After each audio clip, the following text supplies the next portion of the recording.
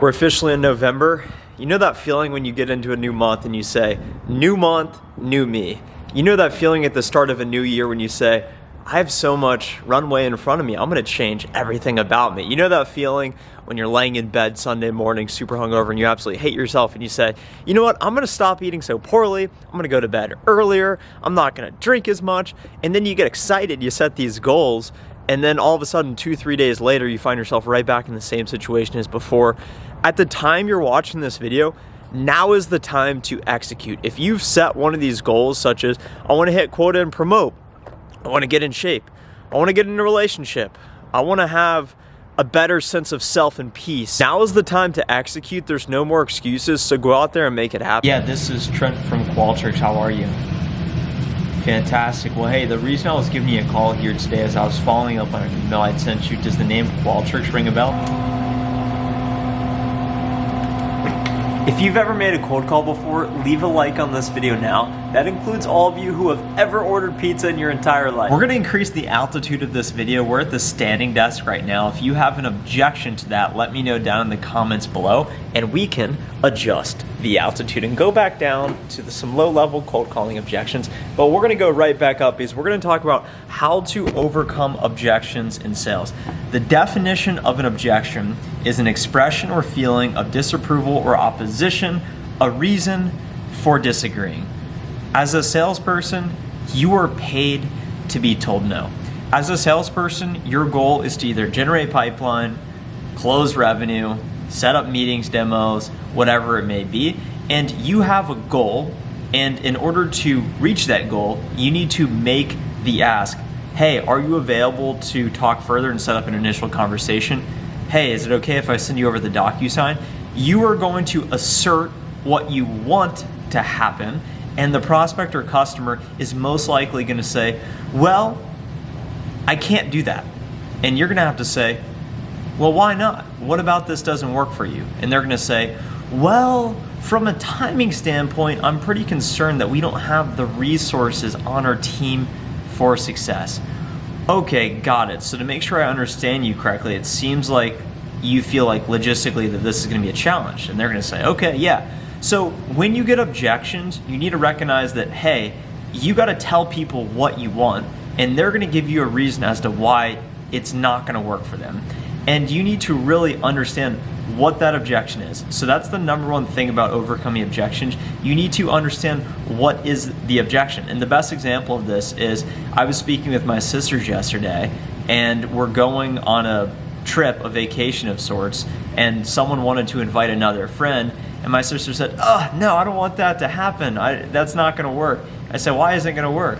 And then she said, well, from a sleeping arrangement standpoint, it's not gonna be possible. There's not enough beds. And I say, okay, so your main concern is the beds.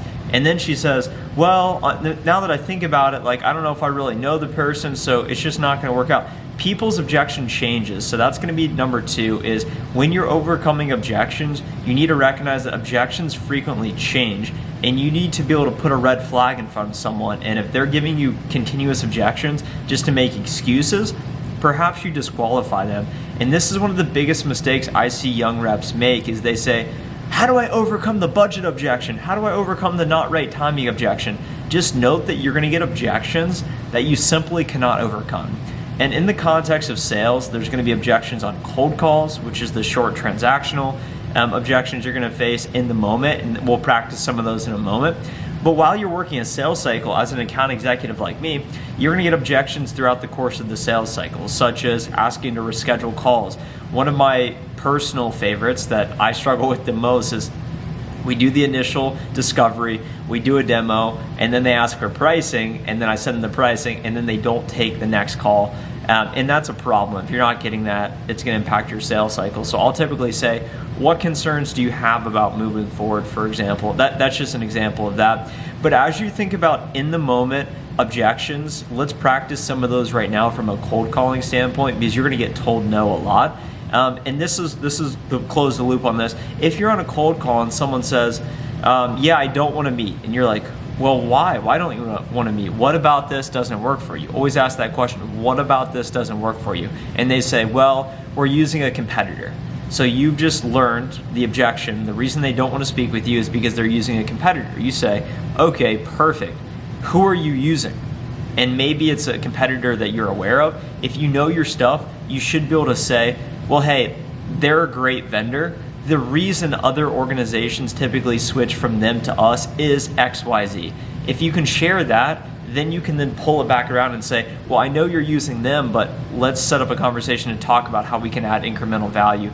But ultimately, when you're on the call and you get the objection, recognize if they're under a 3-year contract, for example, you're never going to overcome that objection, nor should you try. So when they say, yeah, we're using a competitor, you say, okay, great. When do you typically review your upcoming yearly planning process? How long are you under contract with them for? I'd like to get back together with you when it makes sense, when it's appropriate. Be able to recognize that and know that not all objections are created equally. I'd say that's the next tip here is when you get some objections, you just don't want to overcome them, such as the competitor objection there. From a timing objection, that's a common objection I get. It's not the right time. I don't want to meet, call me back in a couple months. Say, okay, that's perfect. What about that time will be better for you? What needs to change between now and then to make that timing more appropriate?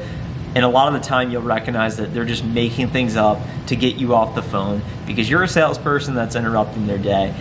So if you get that timing objection, ask that question and say, well, perfect. It sounds like this is a conversation that's relevant to you. I'm going to send you a calendar invite for XYZ date.